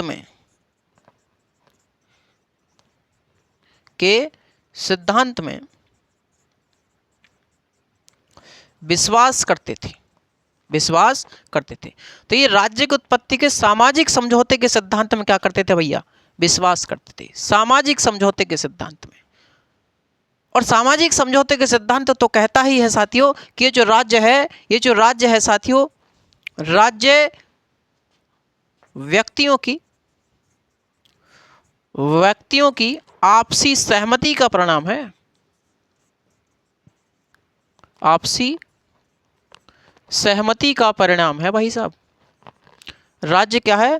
व्यक्तियों की आपसी सहमति का परिणाम है। ये कौन कहता है? सामाजिक समझौते के सिद्धांत कहता है। ये कि भैया व्यक्तियों ने आपस में समझौता करके, आपसी सलाह मशवरा करके इस राज्य का निर्माण किया, इस राज्य को बनाया है। ये इसलिए व्यक्ति को साध्य तथा राज्य को साधन मानते थे साथियों। सामाजिक समझौते के साथ साथ सामाजिक समझौते के सिद्धांत में कहा जाता है साथियों कि व्यक्तियों ने आपसी सहमति करके किसको बनाया है? तो राज्य को बनाया है। इसलिए साथियों ये राज्य को एक कृत्रिम संस्था मानते थे। राज्य को क्या मानते थे? राज्य को एक कृत्रिम संस्था के रूप में मानते थे। राज्य को कृत्रिम संस्था मानते थे। राज्य को क्या मानते थे भैया? राज्य को एक कृत्रिम संस्था के रूप में मानते थे। कृत्रिम संस्था मतलब मानवीयकृत संस्था, यानी कि जिसका निर्माण किसने किया? मानव ने निर्माण किया है। समझ रहे हैं आप मेरी बात? प्रकृति ने नहीं बल्कि किसने निर्माण किया है? ईश्वर ने नहीं बल्कि किसने निर्माण किया है? तो भैया मानव ने निर्माण किया है। इसलिए ये सामाजिक समझौते के सिद्धांत विश्वास किया और राज्य को एक कृत्रिम संस्था के रूप में माना। इसलिए साथियों ये व्यक्ति को साध्य तथा राज्य को साधन के रूप में मानते हैं। ठीक है भाई? तो ये मानवतावादी व्यक्तिवादी थे। व्यक्ति को केंद्र में रखा, व्यक्ति को श्रेष्ठ माना इन लोगों ने। किन्ने? सोफिस्ट जो विचारधारा के लोग हुआ करते थे साथियों, जो सोफिस्ट विचारधारा के लोग हुआ करते थे। ठीक है, तो इतनी बात आपको समझ में आई। तो मैंने आपको बताया कि प्लेटो से पूर्व क्या थी? सोफिस्ट विचारधारा प्रचलित थी। सोफिस्ट कौन होता है? कि एक विद्वान शिक्षक, ऐसे विद्वान शिक्षक जो शिक्षा के बदले धन लेते हैं। शिक्षा तो देते हैं लेकिन शिक्षा के बदले धन लेते हैं, ऐसे विद्वान शिक्षक। ये मानवतावादी व्यक्तिवादी थे, सार्वभौमिकतावादी थे, व्यक्ति को केंद्र में रखते थे, व्यक्ति को साध्य मानते थे तथा राज्य को साधन के रूप में स्वीकार करते थे। जब व्यक्ति को साध्य, व्यक्ति को श्रेष्ठ मानते थे, राज्य को साधन के रूप में मानते थे। इन्होंने साथियों राज्य की उत्पत्ति के सामाजिक समझौते में विश्वास किया और राज्य को एक कृत्रिम संस्था के रूप में माना। सामाजिक समझौते के सिद्धांत तो साथियों कहता ही है कि राज्य की जो उत्पत्ति हुई है वो व्यक्तियों ने आपसी सहमति करके राज्य को बनाया है। तो व्यक्तियों ने आपसी सहमति से क्या किसको बनाया है? तो व्यक्तियों ने आपसी सहमति से राज्य को बनाया है। यानी कि राज्य व्यक्तियों की आपसी सहमति का परिणाम है। इतनी बात आपको समझ में आई होगी। ये कौन मानते हैं? सोफिस्ट मानते हैं साथियों। क्लियर है भैया? बहुत बढ़िया, यहां तक आपको समझ में आया होगा। चलिए बहुत अच्छे।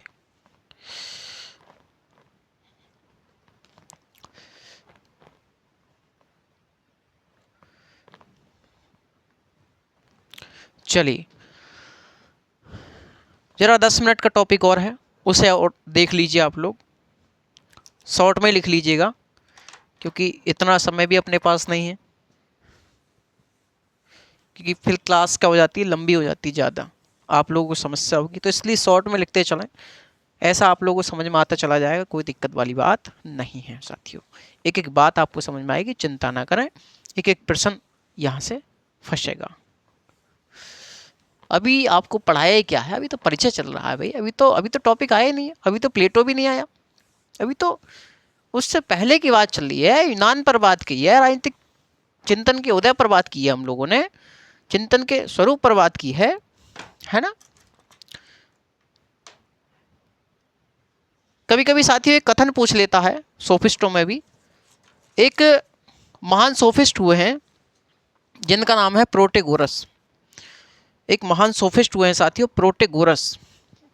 देखिए प्रोटेगोरस का कथन है, आप लोग लिख लीजिएगा, मैं क्या लिखूं बार बार, कि प्रोटेगोरस का कथन है कि मानव ही सभी वस्तुओं का मापदंड है। मानव ही सभी वस्तुओं का मापदंड है। क्योंकि ये व्यक्तिवादी थे, मानवतावादी थे, तो व्यक्ति को साध्य माना, राज्य को साधन माना। इसलिए कहते कि लिखिए प्रोटेगोरस का कथन है कि मानव ही सभी वस्तुओं का मापदंड है। यानी मानव ही बताता है कि क्या चीज गलत है, क्या सही है, कौन सी चीज राज्य के लिए घातक है, कौन सी चीज राज्य के लिए सही है, कौन सी चीज मानव के जन कल्याण के लिए सही है, कौन सी गलत है, ये व्यक्ति ही बताता है। तो ये मानवतावादी व्यक्ति थे। तो प्रोटेगोरस का कथन है मानव ही सभी वस्तुओं का मापदंड है। प्लेटो से पूर्व साथियों इनके गुरु सुकरात भी थे। तो लिख लीजिएगा,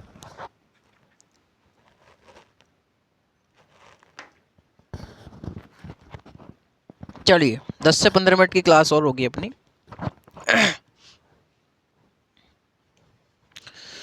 सुकरात, सोक्रेटिस जिसे कहते हैं, सुकरात, सुकरात ये क्या थे साथियों? जो सुकरात थे, सुकरात को प्लेटो के गुरु, ये क्या थे? प्लेटो के गुरु थे, महान दार्शनिक हुआ करते थे। तो हमने आपको बताया कि प्लेटो से पूर्व सोफिस्ट थे। तो क्या गुरुजी सुकरात भी सोफिस्ट थे क्या? भैया सुकरात भी सोफिस्ट थे क्या? क्योंकि सुकरात भी क्या देते? सुकरात भी शिक्षा देते थे। सुकरात भी शिक्षा देते थे, लेकिन ये जो शिक्षा देते थे इसके बदले में भाई साहब, इसके बदले में ये धन नहीं लेते थे, धन नहीं लेते थे। इसलिए हमने इन्हें सोफिस्ट नहीं कहा। यानी कि जो सुकरात थे, सुकरात को सोफिस्ट की श्रेणी में नहीं रखा जाता। सुकरात को सोफिस्ट की श्रेणी में नहीं रखा जाता, सोफिस्टों की श्रेणी में नहीं रखा जाता, क्योंकि सोफिस्ट शिक्षा तो देते लेकिन शिक्षा के बदले धन लेते थे। वहीं साथियों सुकरात हमारे शिक्षा तो देते थे लेकिन शिक्षा के बदले में धन नहीं लेते थे। इसलिए हम लोगों ने सुकरात को क्या कहा? सुकरात को सोफिस्ट की विचारधारा में, सोफिस्टों की श्रेणी में नहीं रखा। सुकरात जो थे, सुकरात प्लेटो के गुरु कहा जाता है सुकरात को। महान दार्शनिक थे। कैसे थे? महान दार्शनिक थे। ये सदैव सत्य में विश्वास करते थे। सुकरात सदैव सत्य में विश्वास करते थे। सुकरात सदैव सत्य में विश्वास करते थे और कानून का पालन करते थे। कानून का पालन करते थे। सुकरात सदैव सत्य में विश्वास करते थे और भैया कानून का पालन करते थे। ठीक है। सुकरात का एक प्रसिद्ध कथन है कि स्वयं को जानो। किसको जानो? स्वयं को जानो। सुकरात का प्रसिद्ध कथन है, सुकरात का प्रसिद्ध कथन क्या है? स्वयं को जानो, स्वयं को जानो, स्वयं को जानो। ये किसका कथन है? तो भाई ये अपने सुकरात का कथन है। सुकरात के बारे में साथियों, सुकरात ने अपने विचारों को प्रस्तुत किया और सुकरात ने अपने विचारधारा में बताया। सुकरात ने अपने विचारों में बताया, सुकरात ने साथियों अपने सिद्धांतों में बताया। देखिए सुकरात के विचार, सुकरात के विचार, सुकरात ने अपने विचार में बताया। उन्होंने कहा कि पूर्ण सत्य केवल विचारों में हो सकता है। पूर्ण सत्य केवल विचारों में हो सकता है, व्यवहार में नहीं।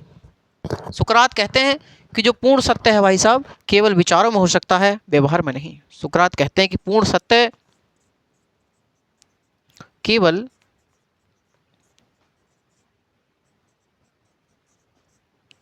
विचारों में हो सकता है, व्यवहार में नहीं।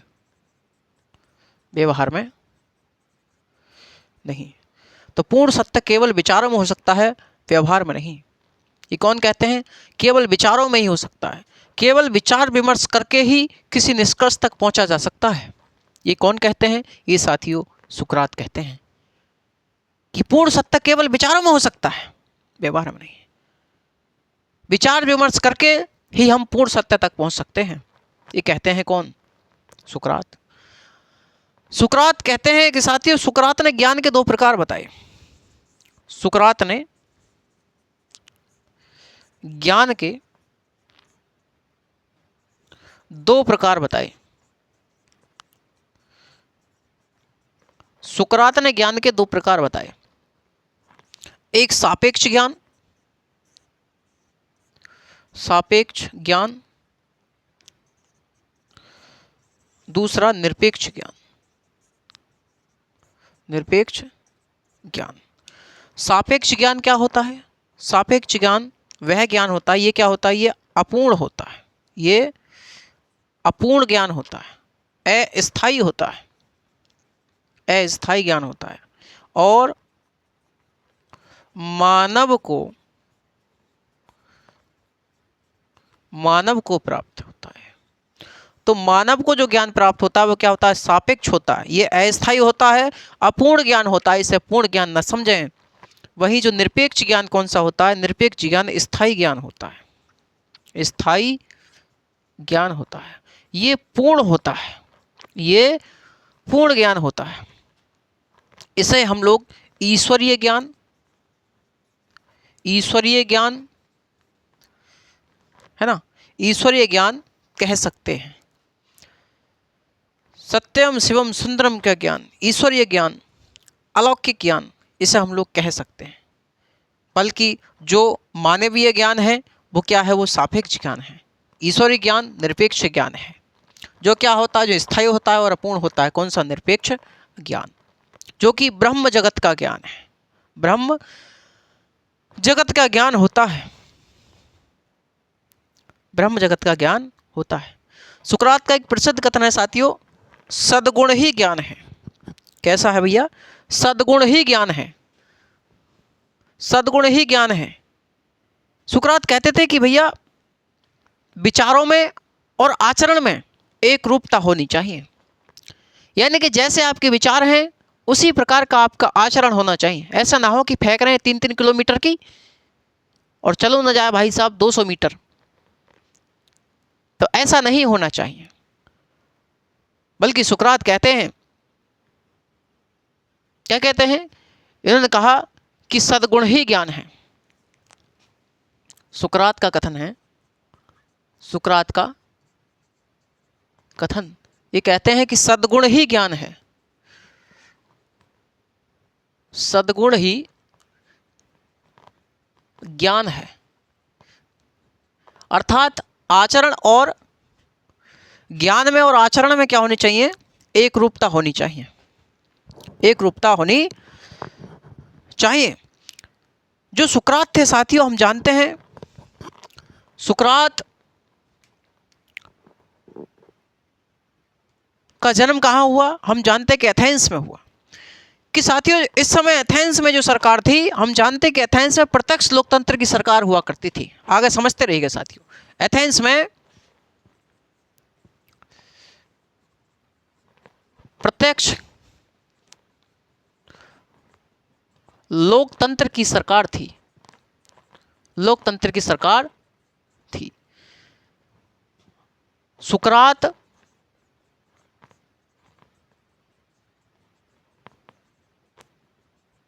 जो सुकरात थे इसी प्रत्यक्ष लोकतंत्र की सरकार का क्या करते थे? घूम घूम करके विरोध किया करते थे, घूम घूम करके क्या करते थे?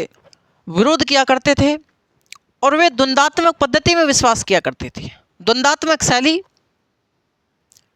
जिसे हम चिंतन मूलक शैली कह सकते हैं, तो वो द्वंद्वात्मक पद्धति में विश्वास करते थे, चिंतन मूलक पद्धति में विश्वास करते थे। द्वंद्वात्मक पद्धति मतलब जिसमें तर्क वितर्क के माध्यम से किसी निष्कर्ष तक पहुंचा जाता है, जिसमें तर्क वितर्क के माध्यम से किसी निष्कर्ष तक पहुंचा जाता है, उसे कहते हैं हम लोग द्वंद्वात्मक पद्धति।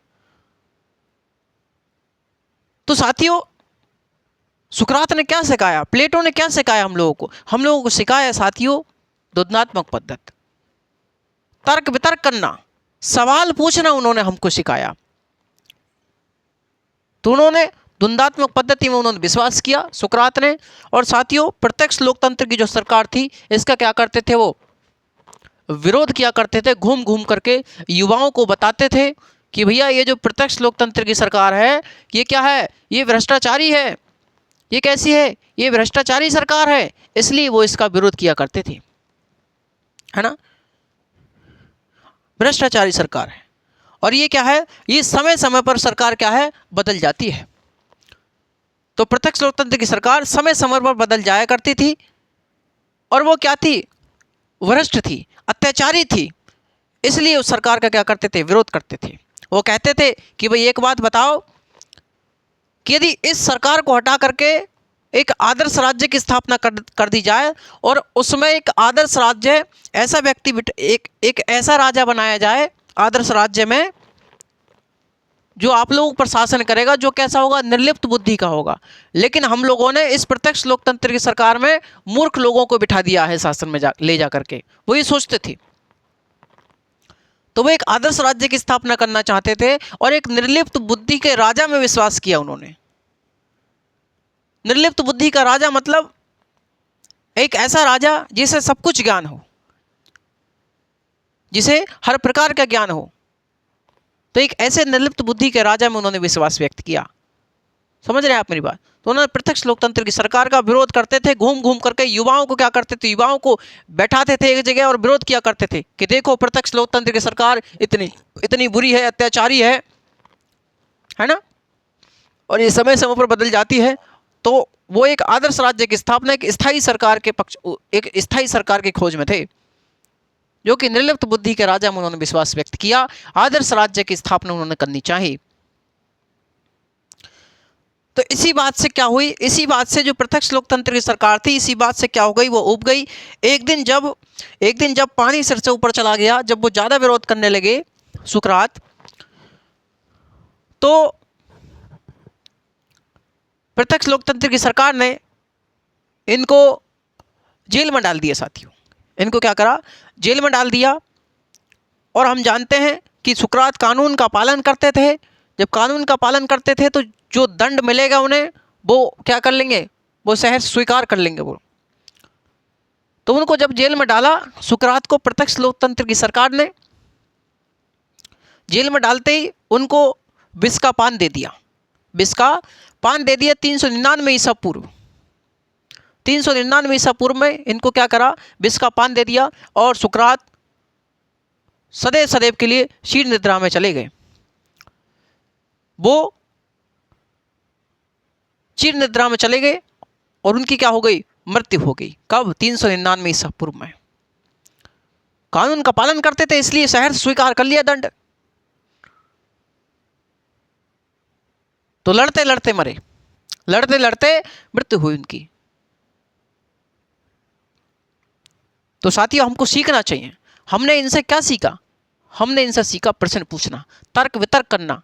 अभी तो उन्होंने कहा कि पूर्ण सत्य केवल विचारों में हो सकता है, व्यवहार में नहीं, कि सद्गुण ही ज्ञान है।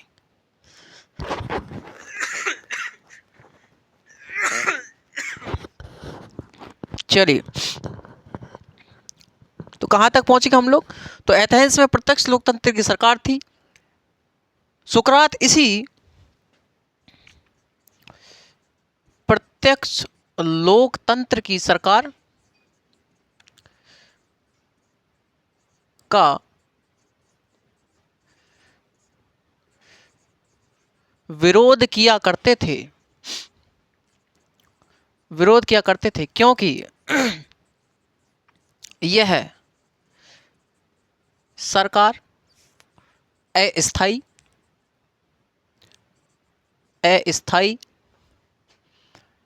भ्रष्टाचारी और अत्याचारी थी। भ्रष्टाचारी और अत्याचारी थी। भ्रष्टाचारी और अत्याचारी यहां की सरकार थी।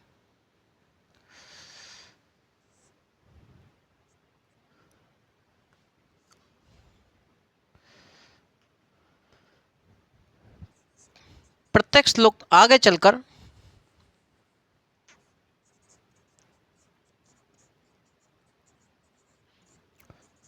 399 ईसा पूर्व में सुकरात को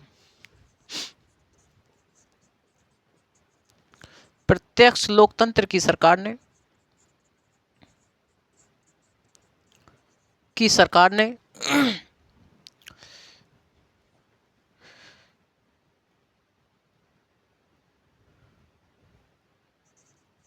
दंड स्वरूप विष का अपान दे दिया और सुकरात सदैव सदैव के लिए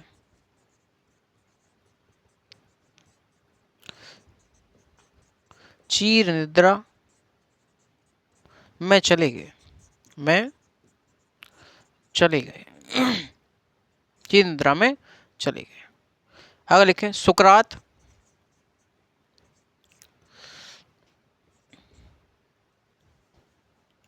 कानून का पालन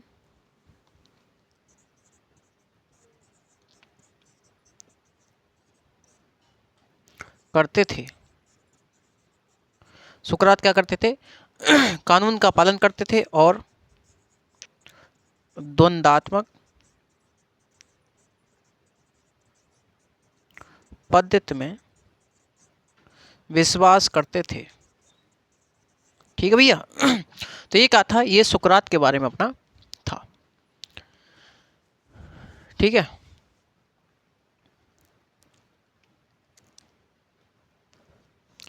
तो आगे चलकर इनके ही शिष्य क्या बने? प्लेटो बने। तो प्लेटो ने जो भी अपने विचार रखे साथियों, प्लेटो ने जो भी कहा अपने गुरु के मुख से ही कहलवाया। यानी कि इन दोनों गुरु और चेला में क्या था? अंतः संबंध था। यानी कि सुकरात में और प्लेटो में कैसा था? अंतः संबंध था। ये एक दूसरे के बिना अधूरे थे। जो प्लेटो ने कहा, प्लेटो ने जो भी कहा वो अपने गुरु के मुख से कहलवाया। यानी कि सुकरात के विचार प्लेटो के विचार थे और प्लेटो के विचार सुकरात के विचार थे। हम ये कहें तो ये कहना गलत नहीं होगा। तो सुकरात प्लेटो के गुरु थे, महान दार्शनिक थे, शिक्षा देते थे। शिक्षा के बदले हम धन नहीं लेते थे, इसलिए हमने इन्हें सोफिस्ट की श्रेणी में नहीं रखा। सुकरात सदैव सत्य में विश्वास करते थे, कानून का पालन करते थे। सुकरात का प्रसिद्ध कथन है कि स्वयं को जानो। सुकरात के विचारों में कहा कि सुकरात ने कहा कि पूर्ण सत्य केवल विचारों में हो सकता है, व्यवहार में नहीं। विचार विमर्श करके ही हम लोग पूर्ण सत्य तक पहुंच सकते हैं, अन्यथा नहीं। सुकरात ने ज्ञान के दो प्रकार बताए, एक सापेक्ष ज्ञान, दूसरा निरपेक्ष ज्ञान। सुकरात जो थे, सुकरात साथियों हम जानते हैं कि प्रत्यक्ष लोकतंत्र की जो सरकार थी वहाँ की उस सरकार का विरोध किया करते थे, घूम घूम करके लोगों को शिक्षा देते थे, विरोध किया करते थे। जब विरोध किया करते थे वो कहते थे, विरोध किस लिए क्या करते थे? क्योंकि ये जो सरकार थी भ्रष्टाचारी और अत्याचारी थी, ये अस्थायी सरकार थी। समय समय पर सरकारें यहाँ की बदल जाया करती थी। एक समय ऐसा आया कि जब विरोध ज़्यादा बढ़ गया इनका, जब ज़्यादा लोगों को शिक्षित करने लगे, सरकार को लगा कि ये तो भैया अकल सिखा रहा है सबके ताई, है ना, सब लोगों को तर्क वितर्क करना सिखा रहा है, द्वंद्वात्मक पद्धति सिखा रहा है, द्वंद्वात्मक शैली सिखा रहा है। तो एक दिन सरकार इनसे नाराज होकर के, गुस्सा होकर के सरकार ने इनको दंड स्वरूप क्या दे दिया? विष का पान दे दिया। और ये कानून में पालन करते थे, इसलिए उन्होंने विष का पान क्या कर लिया? दंड स्वरूप विष का पान कर लिया और सदैव सदैव के लिए चीर निद्रा में ये चले गए। और सुकरात की साथियों 399 ईसा पूर्व में क्या हो गई? मृत्यु हुई। ठीक है भैया। तो ये था अपना सुकरात का परिचय। आगे चलकर सुकरात के चेला कौन बने? सुकरात के शिष्य प्लेटो, और प्लेटो के विचार सुकरात के विचार, सुकरात के विचार प्लेटो के विचार, क्योंकि इन दोनों में अंतर कर पाना संभव नहीं है। एक है हरनसा। हरनसा कहते हैं कि सौभाग्य से सुकरात को प्लेटो जैसा शिष्य मिला, कि सौभाग्य से सुकरात को प्लेटो जैसा शिष्य मिला जिसकी द्वंद्वादी प्रतिभा स्वयं अपने गुरु के समान थी। हो सकता है तर्कों को प्रस्तुत करते समय प्लेटो ने अपनी बुद्धि और क्षमता का परिचय दिया हो, लेकिन व्यवहार में दोनों के विचारों को अलग कर पाना संभव नहीं था, है ना। वही मैक्सी कहते हैं, मैक्सी ने कहा साथियों कि प्लेटो के रूप में सुकरात पुनः जीवित हो उठा है, कि प्लेटो के रूप में सुकरात पुनः जीवित हो उठा है, ये मैक्सी कहते हैं। ठीक है, आगे भी कई विचारक हैं, हम लोग देखते हुए चलेंगे जब पढ़ेंगे तो, ठीक है भैया। तो इन दोनों के विचार ज़्यादा अंतर नहीं थे, क्योंकि क्या थे, अंतः संबंध था गुरु और शिष्य में। तो इस सुकरात के विचार प्लेटो के विचार, प्लेटो के विचार सुकरात के विचार, ठीक है भैया। तो आज की क्लास को हम यहीं पर रोकेंगे, क्योंकि भाई क्या है कि हम लोगों को नया टॉपिक स्टार्ट करना है कल से। कौन सा टॉपिक रहेगा? अपना टॉपिक रहेगा भैया प्लेटो। तो ठीक है, मिलते हैं आपसे साथियों नेक्स्ट सेशन में। आप लोग रिव्यू दीजिएगा कि आप लोगों को क्लास कैसी लगी, आप लोग क्या करें, फीडबैक जरूर दिया करें, ठीक है। तो मिलते हैं आपसे नेक्स्ट सेशन में, जब तक के लिए आप सभी लोगों का बहुत बहुत धन्यवाद। जितने साथी आप लोग जुड़े हुए हैं, जो पहले से जुड़े हुए हैं उनके लिए पुनः दोबारा धन्यवाद, जो अब जुड़े हैं उनके लिए और 3 बार धन्यवाद ठीक है जी, चलिए नमस्कार, जय हिंद, वंदे मातरम।